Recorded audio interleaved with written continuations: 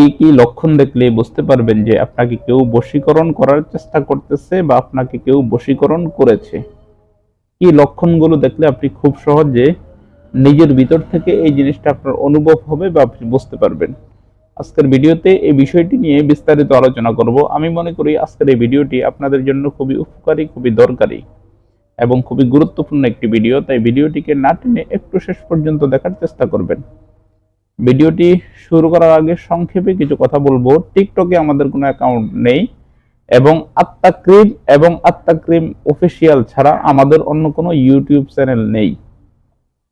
আমরা এই YouTube channel এবং ফেসবুক পেজ ছাড়া অন্য কোনো চ্যানেলে আমাদের কোনো ভিডিও আপলোড করি না।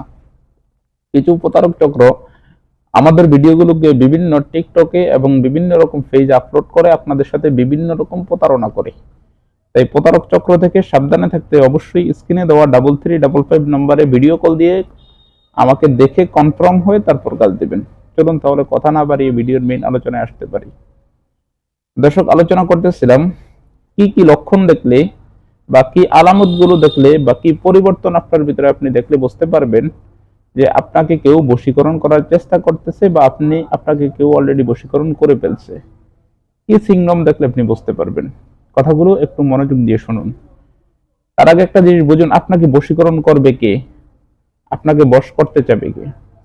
সাধারণত আমাদেরকে বশ করতে চায় দুই শ্রেণীর মানুষ।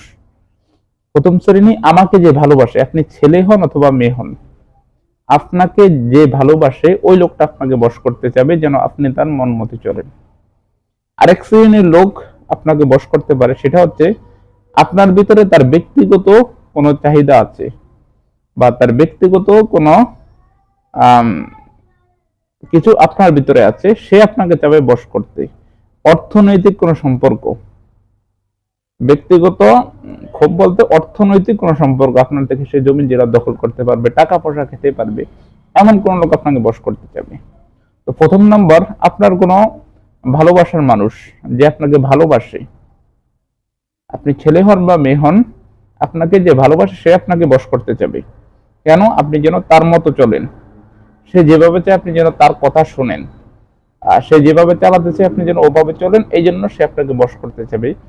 তো এটা প্রেম রিলেটেড যদি বশীকরণ হয়ে থাকে, তাহলে আপনি দেখবেন যে লোকটাকে, যে পরিবর্তনটা আপনার ভিতরে আসবে, যে লোকটাকে আপনি কখনো দেখতেই পারতেন না, যার কথা কখনো আপনার মনেই পড়তো না, এই লোকটাকে আপনি অতিরিক্ত মিস করতেছেন। হঠাৎ করে আপনি ঘুমাচ্ছেন, ঘুমের মধ্যে তাকে স্বপ্নে দেখতেছেন।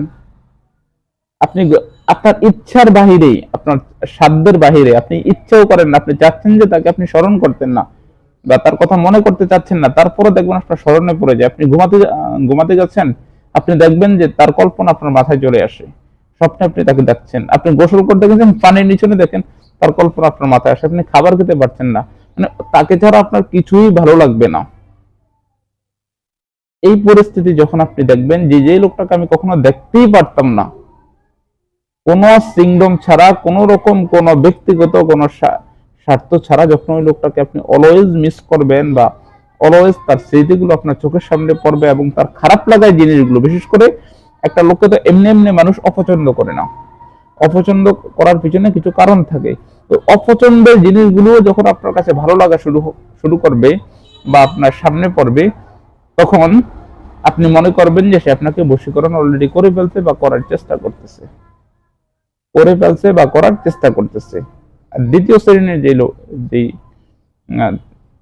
জিনিসটা আছে, দ্বিতীয় শ্রেণীর যেই লোকজন আছে যারা আপনাকে বশীকরণ করতে পারে, সেটা হচ্ছে আপনার ভিতরে অর্থনৈতিক কোনো লোভ আছে, অথবা আপনি যদি তার মন মতো চলেন আপনার কোনো জমি একটা দখল করতে পারবে, আপনি যদি তার মন মতো চলেন তাহলে আপনার টাকা পয়সা সে দখল করে খেতে পারবে।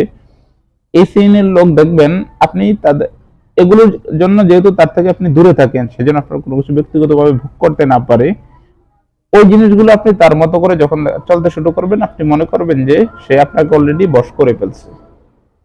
এটার থেকে, এই দুইটা সিগন্যাল থেকে বাঁচার উপায় কি? বাঁচার সহজ একটা উপায়, সেটা হচ্ছে আপনি যখন দেখবেন এই সিগন্যাল গুলো আপনার ভিতরে, আপনি সাথে সাথে আপনার বাসা ত্যাগ করবেন। মানে যেই বাসায় ঘুমাতেন ওই বাসা ত্যাগ করলে বা ওই বাসা দেখে অন্য কোথাও বেড়াতে যাবেন, ও মানে যে পরিবেশে থাকতেন ও পরিবেশটা টোটাল চেঞ্জ করে ফেলবেন কিছুদিনের জন্য। যখন আপনি জায়গা ত্যাগ করে ফেলবেন, তখন যে কালো জাদুর যে প্রভাবটা আছে ওটা আপনার ভিতরে আর লাগবে না, লাগলেও হালকা লাগবে, কমে যাবে। এই বিষয়টা আপনারা একটু মাথায় রাখবেন, করবেন। আরো কিছু সিংনম আছে এগুলা থেকে বাঁচার জন্য, বা আরো কিছু নির্দিষ্ট কৌশল আছে, ওই বিষয়গুলো আমি এখানে বলতে পারছি না যেহেতু ভিডিওটা লম্বা হয়ে যাচ্ছে। ওটা ইনশাল্লাহ আগামী অন্য একটা ভিডিওতে আমি আপনাদেরকে সংক্ষিপ্ত আকারে বুঝিয়ে বলার চেষ্টা করব। ধন্যবাদ।